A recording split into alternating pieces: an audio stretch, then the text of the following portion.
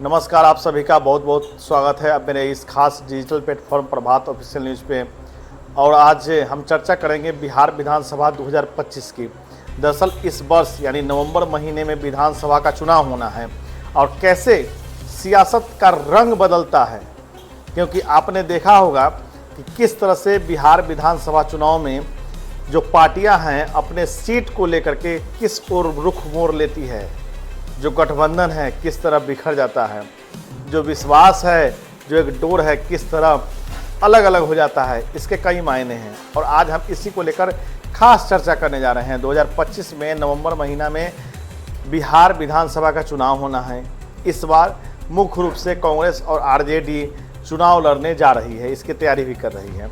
अगर एनडीए की बात की जाए तो जदयू बीजेपी में बात बन गई है, लेकिन लोजपा का क्लियर नहीं है, यानी एलजेपी रामविलास पासवान जिनके खाते में जो चिराग पासवान के खाते में है। अब सवाल यह उठता है कि अभी चिराग पासवान, जीतन राम मांझी, उपेंद्र कुशवाहा और मुकेश सहनी को लेकर के लगातार चर्चा में है। चर्चा इसलिए है कि ये चारों पार्टियां अब जाएंगी किधर, किस ओर रुख करेंगी।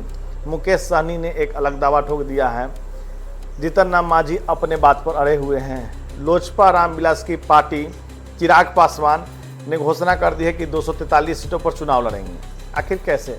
सवाल यह उठता है कि जो रामविलास की पार्टी यानी चिराग पासवान लगातार अपनी सीट को लेकर के लगभग 3-4 सीट उन्हें मिला था लोकसभा के चुनाव में, और वो चारों सीट एनडीए गठबंधन के साथ था, बीजेपी के साथ था। अब ऐसे में सवाल यह उठता है कि लोकसभा चुनाव में साथ लड़ना है और विधानसभा चुनाव में आपस में लड़ जाना है। बड़ा तगड़ा स्ट्रेटजी है।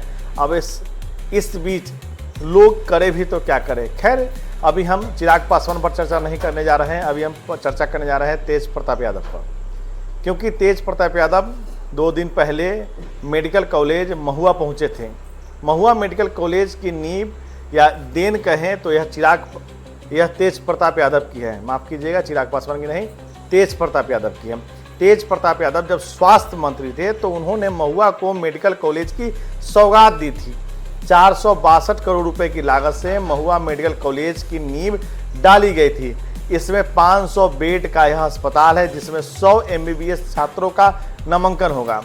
2016 के करीब में वह सत्ता में थे, पार्टी में थे और वह स्वास्थ्य मंत्री थे, जिस दौरान उन्होंने महुआ को यह बहुत बड़ी सौगात दी थी। अब बात करते हैं कि इसका निर्माण कब हुआ। 2021 में मेडिकल कॉलेज का निर्माण शुरू हुआ और 2025 तक अब संभवतः अगस्त महीने में ओपीडी सेवा की शुरुआत कर दी जाएगी।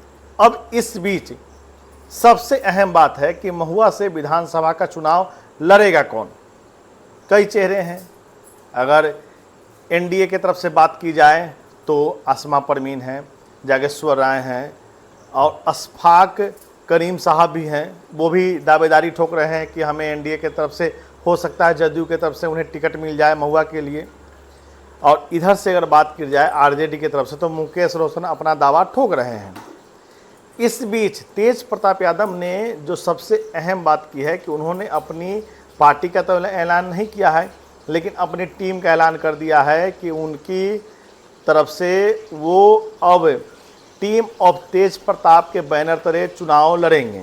दरअसल यह पूरा आपको हम दृश्य दिखाएंगे महुआ मेडिकल कॉलेज की। जब मौका था, तेज प्रताप मेडिकल कॉलेज पहुंचे थे और हजारों की संख्या में उनके समर्थक उनको देखने के लिए पहुंच गए और यह मांग करने लगे कि हमारा नेता कैसा हो, तेज प्रताप जैसा हो। और तेज प्रताप यादव ने भी हामी भर दी कि हम महुआ से चुनाव लड़ने जा रहे हैं, यदि महुआ की जनता चाहती है तो। महुआ की जनता ने मांग कर दी और अभी कई चैनलों के इंटरव्यू में उन्होंने कहा है कि महुआ से यदि महुआ की जनता चाहती है तो वो विधानसभा चुनाव लड़ेंगे। तेज प्रताप ने घोषणा कर दी कि महुआ की जनता यदि चाहती है तो वो महुआ से चुनाव लड़ेंगे। फिलहाल तेज प्रताप यादव समस्तीपुर के हसनपुर से विधायक हैं। अब ऐसे में सवाल उठता है कि तेज प्रताप यादव को 6 साल के लिए आरजेडी से निष्कासित कर दिया गया है।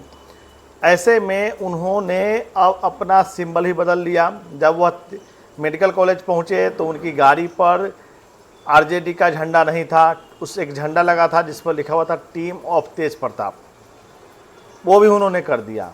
उसके बाद उन्होंने यह घोषणा कर दी कि यदि महुआ की जनता चाहती है तो वो महुआ से चुनाव लड़ सकते हैं। अब ऐसे में यह देखना होगा कि उन्हीं के पार्टी के नेता जो कि फिलहाल महुआ से विधायक है, मुकेश रोशन, वो कहाँ से चुनाव लड़ेंगे, उनका क्या होगा, वो किस पार्टी से चुनाव लड़ेंगे, आरजेडी का क्या स्टैंड रहता है, इस पर तमाम अटकलें हैं, जिस अटकलों पर विराम लगना अभी बाकी है। अभी फिलहाल विराम इसलिए नहीं लग सकता क्योंकि इस वर्ष जो चुनाव होने हैं उसको लेकर के किसी पार्टी ने अभी सीटों का ऐलान नहीं किया है, उम्मीदवार का ऐलान नहीं किया है, कैंडिडेट के बारे में भी नहीं बताया है, और लगातार कोशिश यह की जा रही है कि एक साथ चुनाव से पहले घोषणा कर देंगे। अभी आपको बता दें कि महुआ विधानसभा में सबसे बड़ा प्रोजेक्ट यदि किसी ने दिया है तो स्वास्थ्य मंत्री अपने कार्यकाल में तेज प्रताप यादव ने 462 करोड़ रुपए की लागत से मेडिकल कॉलेज की सौगात महुआ वासियों को दी है। इतना बड़ा सौगात, इतना बड़ा कार्य किसी पार्टी और किसी नेता ने अब तक नहीं किया है, और वह श्रेय जाता है तेज प्रताप यादव को। हालांकि कुछ अटकलें थी, जब कुछ बातें आई थी, तो जब स्वास्थ्य मंत्री मंगल पांडे बने थे तो यह अटकलें लगाई जा रही थी और ऐसी खबरें निकल कर आई थी कि इस मेडिकल कॉलेज को सिवान भेजा जा रहा है, वैशाली भेजा जा रहा है, वैशालीगढ़। लेकिन तेज प्रताप यादव का यह स्टैंड था कि नहीं, मैंने महुआ के लोगों से यह वादा किया है कि मैं महुआ में मेडिकल कॉलेज दूंगा, और उन्होंने मेडिकल कॉलेज की नींव रखी, इसकी शुरुआत कराई, इसका निर्माण हुआ। हाँ, यह बात दीगर है कि एक साथ समस्तीपुर में बनने वाले कर्पूरी ठाकुर मेडिकल कॉलेज जो कि समस्तीपुर में बना था, और समस्तीपुर में मेडिकल कॉलेज जो बना था उसकी शुरुआत हो गई है, लेकिन महुआ जो मेडिकल कॉलेज बनना था वो अभी तक चालू नहीं हो सका है। लेकिन उम्मीद यह की जा रही है कि अगस्त 2025 तक ओपीडी सेवा के साथ इस मेडिकल कॉलेज की शुरुआत कर दी जाएगी। अब यह कयास लगाया जा रहा है कि इस मेडिकल कॉलेज की शुरुआत के साथ ही तेज प्रताप यादव चुनाव कहां से लड़ेंगे, क्योंकि उनका कहना है कि वो महुआ से चुनाव लड़ सकते हैं। पार्टी एक अलग चीज़ है क्योंकि चूँकि पार्टी में वो है नहीं, लेकिन जिस तरह से लोगों का प्यार, लोगों का समर्थन उन्हें मिल रहा है, ऐसे में तेज प्रताप महुआ से लोगों की मांग पर चुनाव लड़ सकते हैं।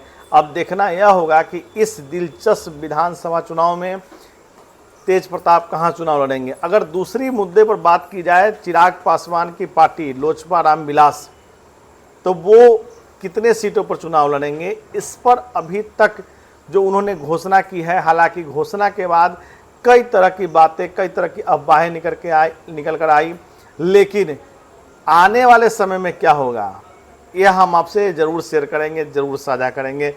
बने रहिए मेरे इस खास डिजिटल प्लेटफॉर्म प्रभात ऑफिशियल न्यूज़ पर।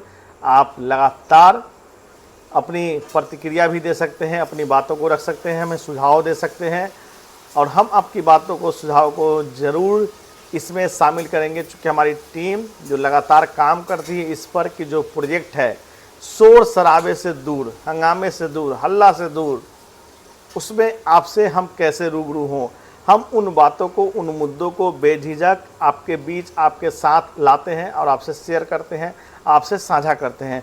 आप अपने सुझाव हमें कमेंट बॉक्स में कमेंट कर सकते हैं। मेरे चैनल को सब्सक्राइब करिए, लाइक करिए। धन्यवाद।